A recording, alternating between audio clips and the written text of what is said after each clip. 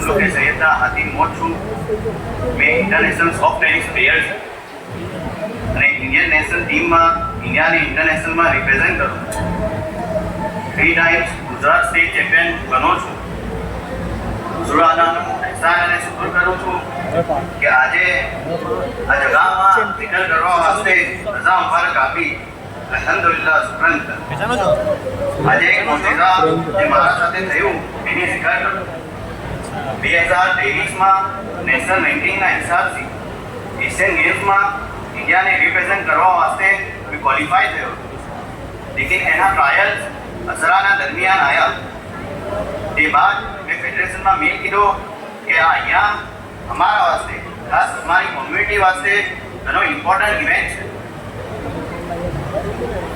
तो फेडरेशन से रिप्लाई आयो कि Asian Games is the second largest event after the Olympics અને as per IOC Indian Olympic કમિટીના મુતાબિક ટ્રાયલ્સમાં આવવું કમ્પલસરી રહેશે ભલે મારું સિલેક્શન થઈ ચૂક્યું। તો મેં ટ્રાયલ્સને મૂકીને હજારો મુબારકા વાસ્તે દુબઈ આવી ગયો। તે બાદ મોહરમની 5મી તારીખે ફેડરેશનથી મને મેલ આવ્યો કે મને 6 મહિના વાસ્તે બેન કર્યો છે અને ઇન્ડિયન નેશનલ ટીમમાંથી નિકાલી મને भी दीवारे असारा वास्ते निकलो तो घना लोगों भी एम भी कीधु कि इतनी मोटी अपॉर्चुनिटी है इन्हें छोड़ीने ना जाओ, लेकिन मैं फोकस हतो कि मने असारा में तो जाऊँ छे। तो दीवारे मैं दुबई वास्ते निकलो ये वक्त से मैं एम प्रिपेर हतो कि जे भी थासे मने एनाथी कोई फरक नहीं पड़तो। तो ये बेननो असर मारा ऊपर ना थयो। ए बात नसरना साहेबोने मोलामां अरज करी कि आम अमल बनવું છે। તેમ ફરમાયું કે એશિયન ગેમ્સને મૂકીને અસરામાં આવ્યા છો, મેં ઘણો ખુશ થયો છું, તમે કોઈ ફિકર ના કરો। તે બાદ 6 મહિના મેં બેન રહ્યો અને એના બાદ પાછું કમબેક કર્યું। તે બાદ ગુજરાત સ્ટેટ ચેમ્પિયન થયો। 2024માં નેશનલ ચેમ્પિયનશિપમાં સિલ્વર મેડલ લાવ્યો।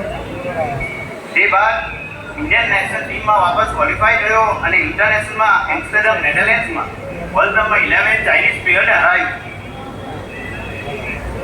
તે બાદ સાઉથ કોરિયામાં વર્લ્ડ ચેમ્પિયનશિપ રમવાને ગયો અને એમાં ફાસ્ટેસ્ટ ફોરહેન્ડનો વર્લ્ડ રેકોર્ડ બનાવ્યો અને ઇન્ડિયાને ફર્સ્ટ રેન્ક 4th રેન્ક પર લાવ્યો।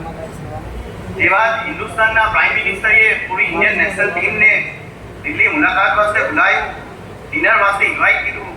ગુજરાતના ચીફ મિનિસ્ટરે મુલાકાત વાસ્તે બોલાવ્યું અને ઘણા મિનિસ્ટરના એપ્રિસિએશન લેટર્સ આવ્યા। અને હજી એક કમાલની ચીજ શું થઈ કે ગવર્મેન્ટે બોજ ફેડરેશનના થ્રુ મને હાઈ રેન્કિંગ પોસ્ટિંગ આપી।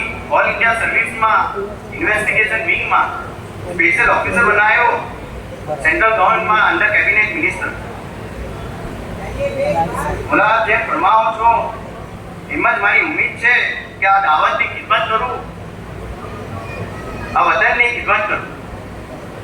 मारा वास्ते कोई भी फिल्म में आगे सक्सेस मिले या ना मिले, लेकिन है मौला मारा वास्ते घणું મોટું सक्सेस ये છે કે એ મौला आप મને ટેનિસ પ્લેયર ના નામથી પહેચાને।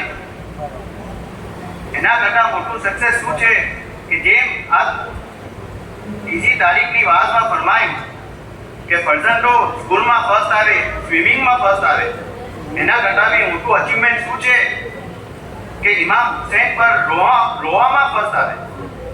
तो मौला आपना फरमान ने मानी ने मैं इमाम हुसैन की मजलिस में आयो तो मैं टॉप तो कर कीधु, लेकिन मैं मारा फील्ड में हर जगह अचीवमेंट कीधु छे।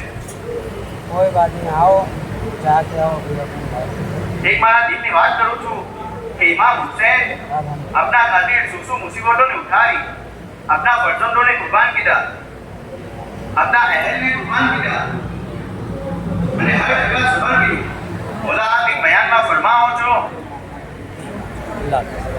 કે એક દુશ્મની ઇમામ હુસૈનને પથ્થર મારો, ये पत्थर इमाम हुसैन ना पिछानी पर आवीने लागो, એ સબબ पिछानीથી ઘણું ખૂન રવા થયું। તો મોલા એક તસવ્વુર અરજ કરું છું કે ઇમામ હુસૈન 3 દિનના ભૂખા અને પ્યાસા તો था, हजारों जख्म दिसंबर तो था, लेकिन एक तस्वुर अर्ज करूं छूं कि वो इमाम हुसैन ये वोट जख्मी पिसानी जगह घर बनानी जल्दी जमीन पर वो मूकी हसे तो कितनु डर थयो हसे।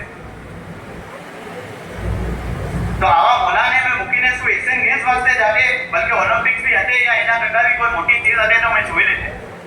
ખુદા તાલા આપના બાવા સફીક આપના રહેબર અને આ દિનોની હુરમતને સમજાવનાર સૈયદના મૌલાના અબુ જાફર સાદિક અલી કદર મુફદ્દલ સૈફુદ્દીન આખાની ઉમ્ર શરીફને કયામતના દિન લગ દરાજ અને દરાજ કરે। આમીન।